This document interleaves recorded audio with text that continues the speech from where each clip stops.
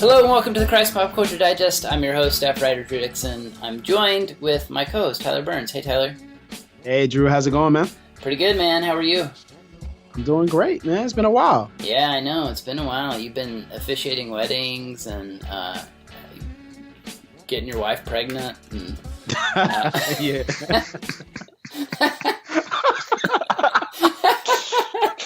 Oh, Let's start over. That's exactly what I've been doing, man. Should we start Awesome. that over? Yep. I meant to say your wife's pregnant, and then I said, Hey, man, it works. We're gonna keep this We'll one. keep We'll it. keep this one. We'll keep it.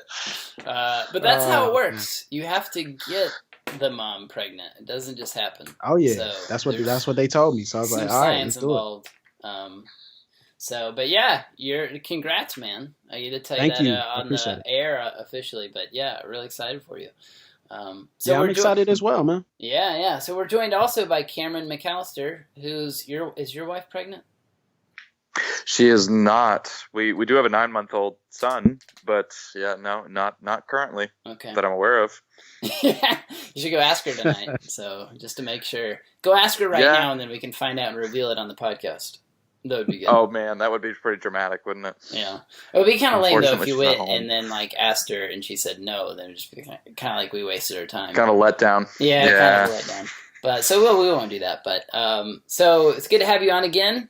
Thanks. Good to be here. Yeah, you were on the podcast because you wrote an article about Radiohead, and this is one of those like selfish things, basically on my part, that I'm like, if anybody ever writes an article on Christ Pop Culture about Radiohead, I'm gonna have them on this podcast. So Happy to oblige. that's basically why you're here.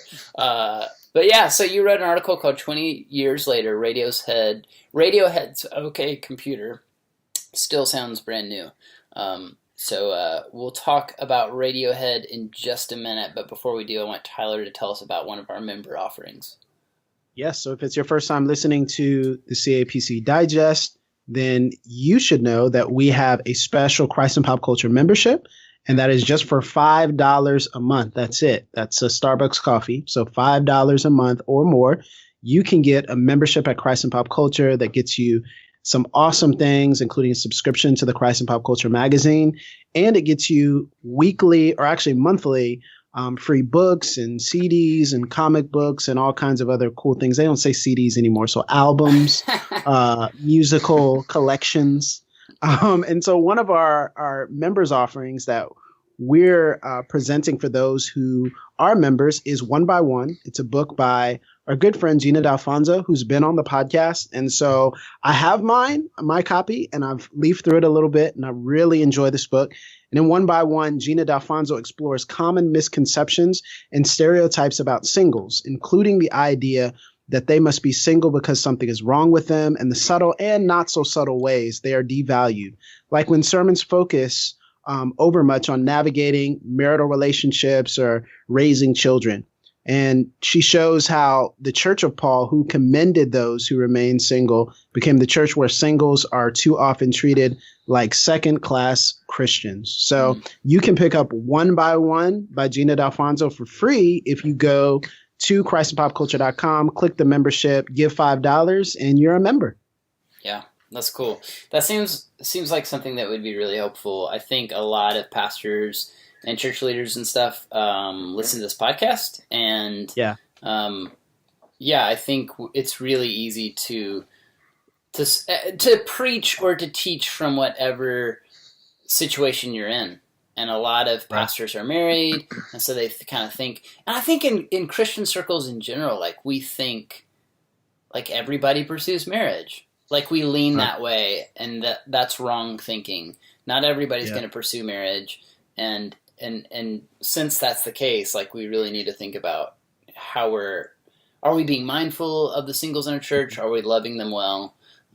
It sounds like this book could really help with that. So yeah, and it's really important because not just in the area of marriage versus singles, but really in a lot of different areas we can get caught up in one presentation style to one particular group, and it's very necessary to expand and think about the entire body of Christ. And, whether it's any, marginalized or, minority people group. It's important to think about how we preach the gospel to them and how we disciple. So it's just very important. So that's why I'm reading it, and that's why you guys should read it too. Yeah, absolutely. Cool. Well, let's talk about Radiohead. Let's. So before I jump in, I've already sort of confessed basically that I'm a Radiohead fan. I have been for a long time. Tyler, are you? I gather, Cameron, from your article that you're a pretty big Radiohead fan, or you wouldn't have written as much as you did about OK Computer. But Tyler, are you a Radiohead fan? Do you follow them? Man, no, not at all. And it's not. It's I have no familiarity with Radiohead, but I've heard great things, and this article made me want to listen to a lot of their music. So I know they're awesome. But I'm not a fan. They're not on my list. So yeah. No, that's cool. So in your article, Cameron, you mentioned you started listening to this album in middle school. I think I was either an 8th grader or a 9th grader when it came out. But I remember in high school, sort of being obsessed with Paranoid Android, and Karma Police, those 2 songs. But yeah, what music did you guys listen to when you were in middle school, high school? What was your jam? Yeah, middle school, high school. I was a missionary kid, and I was in Vienna, Austria at the time. So there was this real punk kind of skater craze going on at the time. Yeah. So I was listening to a lot of sort of NoFX and Lagwagon, bands like that. Yeah. But I had Lagwagon. Wow, that sounds dope.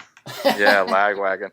I mean, a real blast from the past there. But I had never heard anything quite like Radiohead before. And so Austria is that's in Europe. So it's the UK is in close proximity. So there was a huge buzz surrounding the album OK Computer. So I actually remember my first interaction with it wasn't on the radio or anything. It was actually, I had picked up a Time magazine that my dad was subscribed to. And I read this brief article on OK Computer, and it was so intriguing. It described the album as really spacey and sort of out there with elements of post-rock. I'm a 7th grader, so all of this sounds really new and exciting. So it really piqued my curiosity. And then when I heard Karma Police on the radio and and then Paranoid Android, I didn't quite know what to make of it. I hadn't heard anything like that before, but I just knew I had to have that album.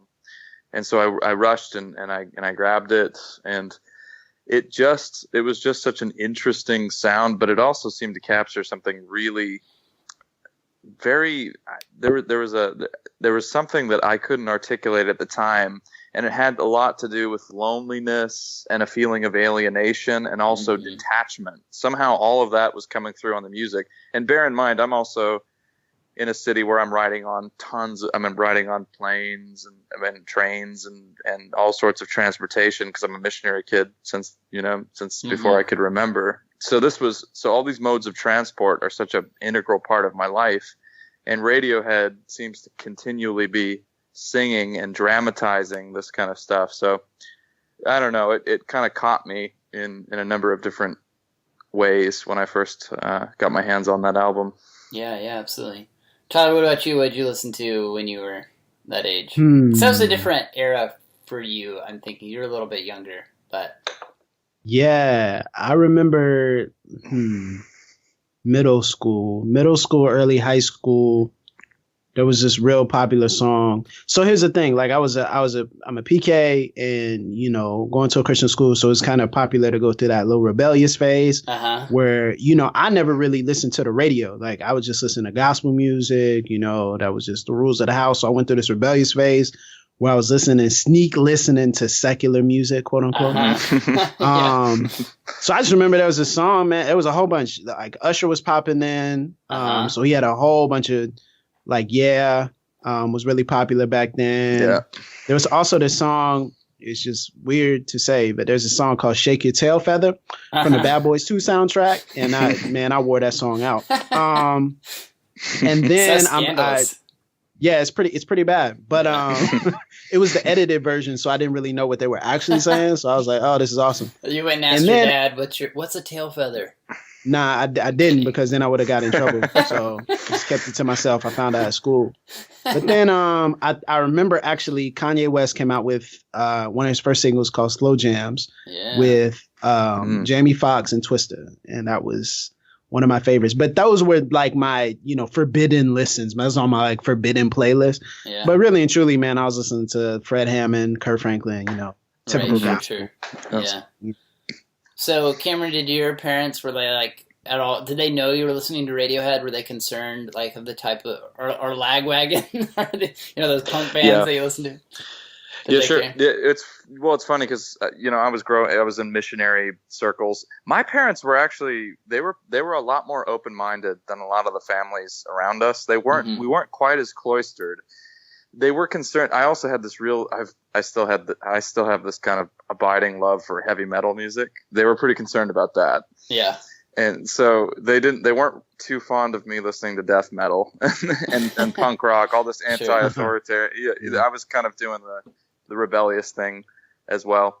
But Radiohead, not so much. And, it's funny because my dad is an apologist. So Radiohead were actually making it into some of the philosophy books he was reading. So he had a little bit of sympathy for the Radiohead my Radiohead fandom, I guess. Yeah, that's funny. I grew up listening to like a lot of alternative rock. When I got into high school, I listened to some rap and stuff too. But yeah, so like Radiohead was definitely in my sort of. But it's funny, like my parents didn't monitor what I listened to at all. Really, I mean, they did a little bit, I guess. Like, but like if they went to a store and I tried to buy a album that had a parental advisor on it, they'd be like, "Oh, you can't get that one." But I had to go to stores and buy albums on my own all the time, and back then nobody checked or whatever. But I remember my best friend, his parents were really kind of strict about what he listened to, and so I would bring over my like Offspring and Green Day CDs to his house. Oh, Green Day, bro. Green Day. Wow. And we would this is how stupid we were back then. Like we would play the songs on those two albums that had the most cuss words on them again and again and again because we were just like obsessed with the curse words for whatever reason. I was taking that depravity seriously, man. Yeah. I did the same thing when I got a hold of the album Insomniac. I think that was the one that came after Dookie. Yeah. Yeah, I used to do the same thing, and I remember my friend's dad busting into the room and saying, "What is that? You turn that off right now." Dude, that's such a good memory, bro. With me to this day. It's hilarious. Did he make you play it backwards so that you could see what it says? So find the hidden messages. Oh, yeah, bro. You had to do that with all the Jay-Z records, man. You had to do that with man. That's funny. Well, so let's dive into the article itself now that we've reminisced a little bit. Tell us what made you want. I mean, you've already kind of shared a little bit about this idea of disembodiment and what Radiohead focuses on, sort of transportation, give us the layman terms of what your article is about for people who haven't read it. Sure. I mean, the simplest way to put it is that I think the album OK Computer, if it were to be released today, would sound every bit as groundbreaking as it did back in 1997. The album just has not aged. And I know this is a bit controversial, and I've already gotten a little bit of pushback from other diehard radio fans, and I'm actually curious about what you think about this, Drew. So other people would say that some of their other albums, Kid A, for instance, could also be on that same shelf. I actually don't think so. I like Kid A, but I think Kid A sounds a bit dated today. And I think the electronic components taking center stage, or at least given more sort of priority on that album, I think the balance is lost a little bit there. But with OK Computer, it just sounds brand new. And I had never heard, and some of what I was saying about detachment and transportation, that runs the risk of sounding a little bit abstract than it is. But the only way I can put it is when I listen to Radiohead, I think there's something very moving about it, because in a sense, I think a lot of our technology, as much as we talk about connecting, and we're more connected now than we've ever been in history. There is a sense in which we do feel disembodied and detached. I mean, look, the three of us are talking, but we're not anywhere near one another right now. We're connected via, all of these electronic sort of components, and there's a strangeness to that.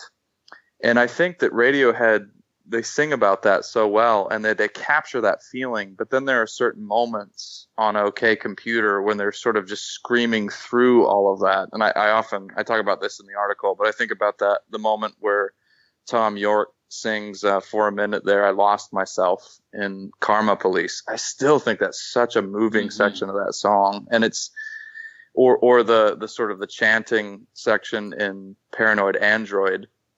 But yeah, so I guess the album just sounds so groundbreaking to me, and it's 20 years old, and so that really stands out to me. Yeah, I think you're right. Honestly, I love Radiohead's their whole catalog. Really, I mean, there's aside from Pablo Honey, which is an okay, right. It was an okay total rock. 90s album, right? Yeah, it's just like an okay 90s rock album. But I love the Bends. I think it's actually really underrated. I loved Kid A. I think In Rainbows is one of their very best albums. But I do think that, I would put In Rainbow. We're talking like, I'm talking Chop now, but yeah, sure. But I'd put In Rainbows maybe up there close to Kid A. But to me, like OK Computer is this just really rare achievement of an album that nothing, they continue to put out great music, but I don't think they'll ever, touch that kind of perfection again. And it's kind of accidental almost, the way sometimes all of the pieces just sort of come together. But it's weird because even the B-sides that, the song I Promise or Man of War, those, there's still such fantastic songs. Yeah. They don't sound like sort of marginalia. They sound like songs that should have been on that album in the first place. Yeah. So would you guys say that this album would be the best introduction to Radiohead, or something else would be probably better and then this? Well, it's yeah, that's a good question, Tyler. Well, yeah, you go ahead. I have my answer, but go ahead. What were you going to say? Actually, following what you said, Drew, I think I would say the Bends probably would be a good place to start first, and then and then OK Computer. That would be my answer. And those two actually chronologically, that the Bends came out first, and then OK Computer followed. I don't know. What would you say, Drew? Yeah, I think so. I was actually going to say the same thing because, like, if you can kind of remember back to some of those like great '90s rock albums, like I don't know what Pearl Jam or something like. Right, Bends isn't that different from those albums, but it's kind of more. I don't know how it's got more. There's hints in there of the brilliance that would culminate in OK Computer, I think. Yeah, you've got little bits of that, in the album, and it's still that's also an album that's kind of about disembodiment or failing to connect with each other. Like it's kind of all of Radiohead's albums are pretty depressing. Like they have a very very cynical view of the world, a very cynical view of politics and religion. And the Bends is this album about, Fake Plastic Trees is just the title itself tells you what it's about. It's about, and that's a beautiful song, but it's very, again, I think when the article was first released, Luke Harrington kind of said, this is an interesting review of an album that's technically really, really good, but really depressing. Yeah. Wow. Yeah, it is. Yeah, not much fun. I can't listen to any of their albums like on repeat, Like I go to them regularly, but I can't. It's just kind of like, I guess it speaks to what a lot of their albums are about, especially OK Computer. we'd rather like, this is a big problem in our culture. Like we would rather sort of medicate ourselves with happy thoughts, and and then I do that. I'm like, so that you're fitter, happier, more productive. Right? Yeah, exactly. So I turn Radiohead off and listen to 1989, or yeah, sure, or watch watch something happier. But I think there's room for that too, though. I mean, I've recently had to learn to make room for some of the happier music in my life, because there was just such a lack of balance. Because I was listening to so much of the depressing or the really intense stuff, and every now and then I realized, Cameron, you gotta lighten up a little bit here. Yeah. But yeah, I get you. Yeah, for sure. That's what's up. Thank you guys. I'm just setting up my playlist, so I'm trying to figure out where I need to start. I'm really curious about your thoughts once you listen to that, Tyler. Yeah. So, and I mentioned the hip hop songs and kind of the gospel tinge at the beginning, but I like listening to any type of music. So I'm very curious, especially hearing your article and some of the themes that you're mentioning. A lot of people sometimes don't pick out those themes in the songs of, different genres. So I'm really interested in kind of peeking in. And what would you say is kind of the song that encapsulates the album, or is the centerpiece of the album? That's a great question. For the album OK Computer? Mm-hmm. Yeah, OK Computer. Probably. I don't know. I think I would have to say, and I'm curious about Drew's response on this. I think I would say it's a toss-up between probably Karma Police and No Surprises. Those two songs to me are kind of at the heart and soul of that album. Yeah, those. I mean, like the best song on the album that, in terms of just grabbing you, is definitely Paranoid Android. Like that's just this hard-hitting kind of just crazy ride of a song.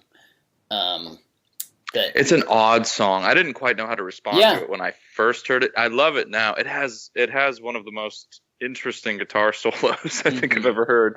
Yeah, and I think when you wrote about that in the article, and I think I didn't get the album for sure in high school. Like I loved Paranoid Android and I loved Karma Police. But I didn't understand the album at all. I just thought those two songs were cool. And then in college, I really dove in to the album and was like, this thing is amazing. I've never heard anything like this.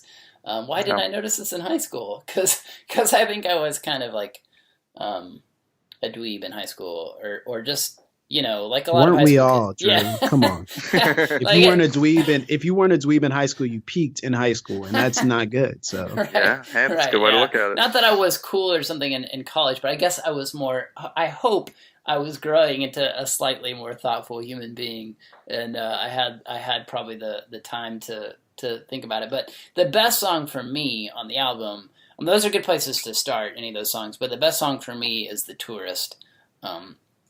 So the last song. Yeah, the very last song on the album. It just ends with this like Tom York sort of almost like begging himself, like almost it sounds like he's singing to himself, and he just says over and over, hey man, slow down, idiot, slow down, hey man, slow down, idiot, slow down, and he just keeps saying it over and over. Wow. And it's just always sort of resonated with me, just given what that album's all about. Just in terms of like realizing how fast our culture's moving, how fast we're moving, and we're just full bore into our technology and into now, he wasn't writing with social media in mind, but with social media and and email and all those things, and I just love the way he sings that song, because it's like he's begging this of himself, but it's like he can't get there, and I think that's I don't know, it just feels really appropriate, I guess. Very well said. So listen to those. But yeah, let's let's kind of wrap this up with what do you feel like? I mean, you talked about this in the article a little bit, but what can we learn from as followers of Christ? What can we learn from OK Computer in particular, but Radiohead's music? I think part of what I suppose my takeaway is from Radiohead's music is occasionally, I think you hit on it a little bit. It's an album that, and I think I mentioned this in the article. It's an album that instead of asking what you're feeling, so much popular music concentrates on how you're feeling, what you're feeling right now. It's very much in the moment. OK Computer is very concerned with where you're going. And of course, you just mentioned The Tourist, which is a song that kind of hones in on that quite a bit. And, talks about, hey man, slow down. You ask me, where am I going in a million miles an hour? So I think part of what OK Computer can do is break the spell of how distracted we often get and how wrapped up we get in this frenetic pace that we find. And I think technology just adds to it. I think most of us, and, kind of taking a few steps back from the album, I mean, just think about the way social media moves right now. Let's take this recent huge controversy involving Eugene Peterson this time.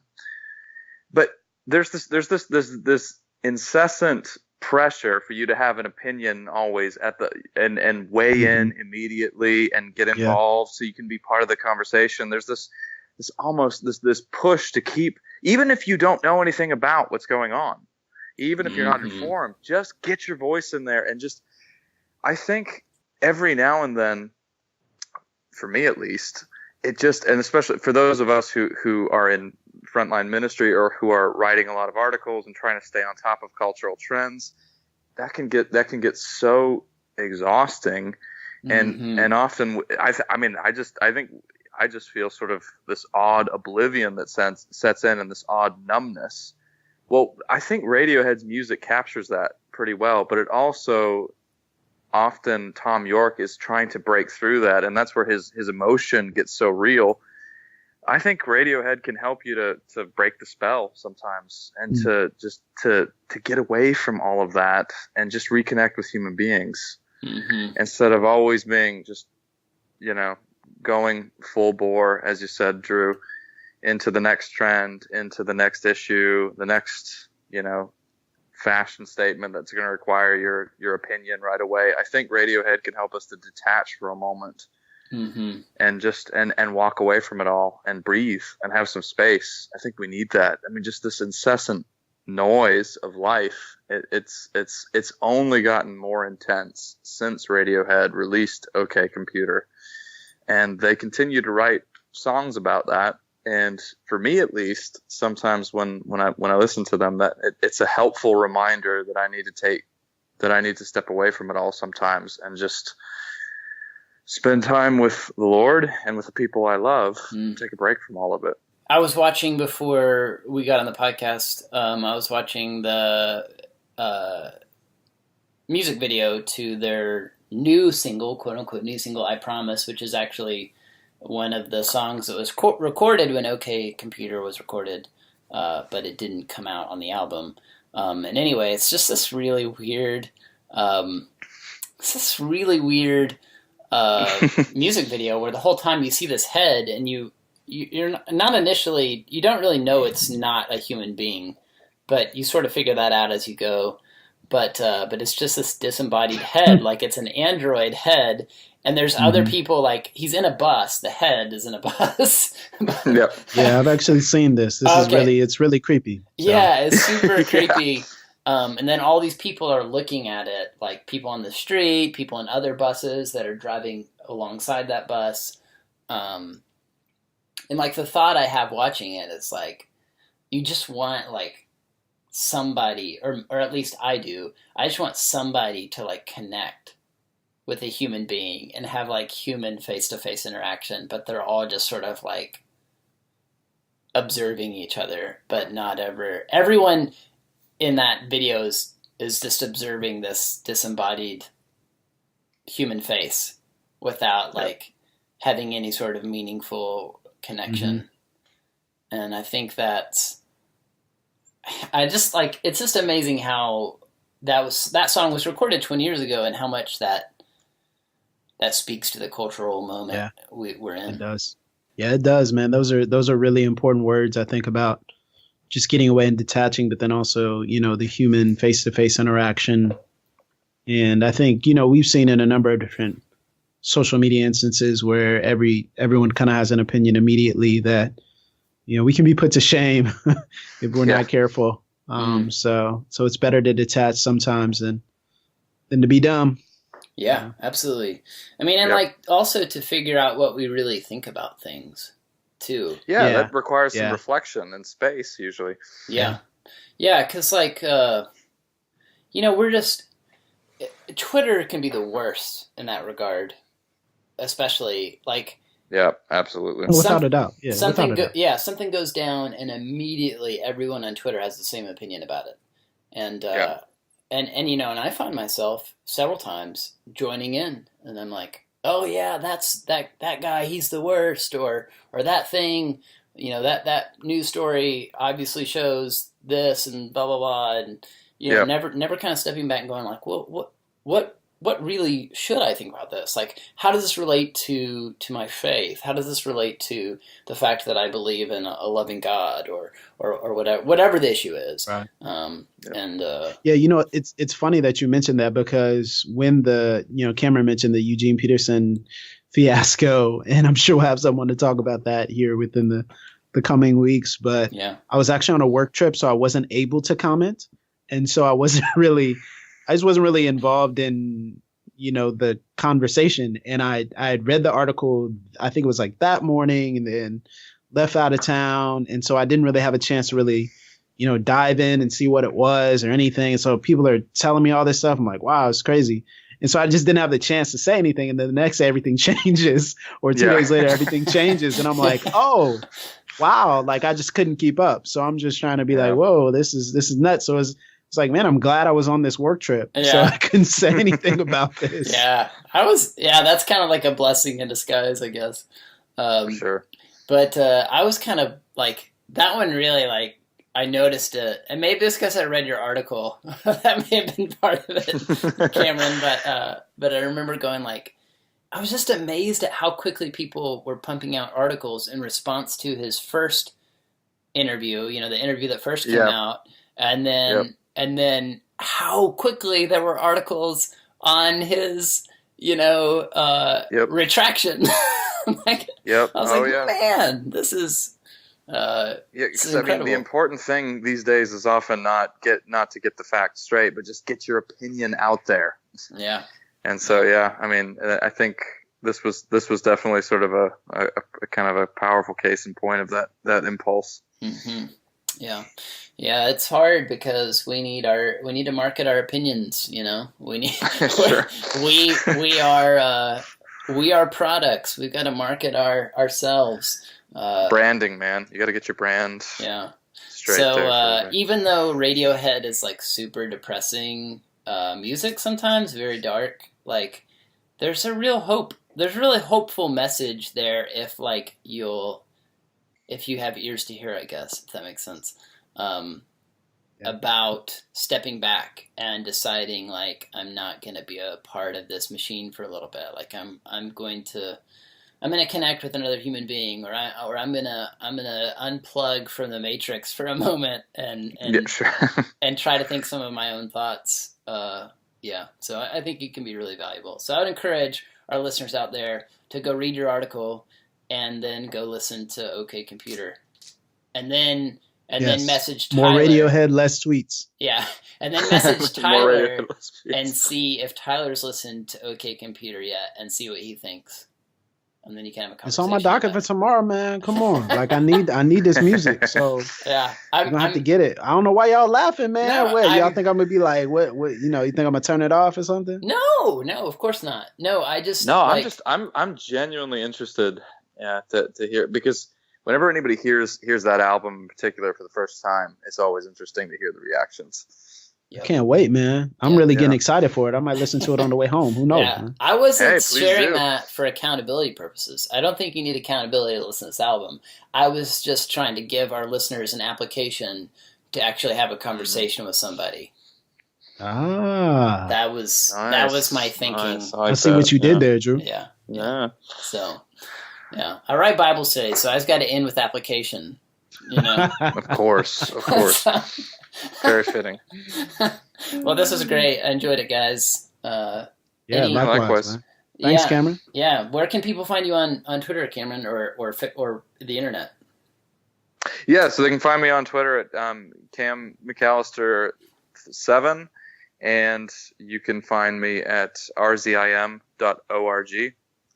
And I also am the host of a podcast called Vital Signs Podcast. So those are the places you can find me.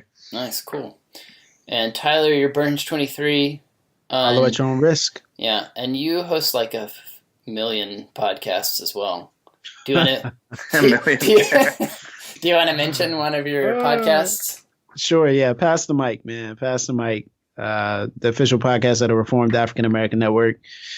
And got some cool things coming down the pipe with that. So you can subscribe to us wherever podcasts are listened to. And like you said, I'm Burns23. Follow at your own risk on Twitter. Yeah. And I would echo Tyler on go listen to Pass the Mic. It's really, really good. It's a fantastic podcast. Absolutely. And I'm Drew Dixon 82 on Twitter. And please go rate and review our podcast, the Christ Pop Culture Digest, on iTunes. We would very much appreciate it. That's what I want to say. Please do that. Do that. Only 5-star reviews, though. Everything else is just, I don't know. Yeah. Go give those. If it's less than 5 stars, go give those. I'm kidding, by the way, because people will take that seriously and be like, wow, these guys don't want any critique or anything. Nah, man, seriously. It's just it's whatever. Give us whatever stars you want. Give them to us. We will receive whatever stars you have in your heart to give. Anyway. That became really Disney, bro. That became really Disney really quickly. Yeah, it did. Well, all right. Go listen to OK Computer. Good night. See you guys. See ya. See you guys.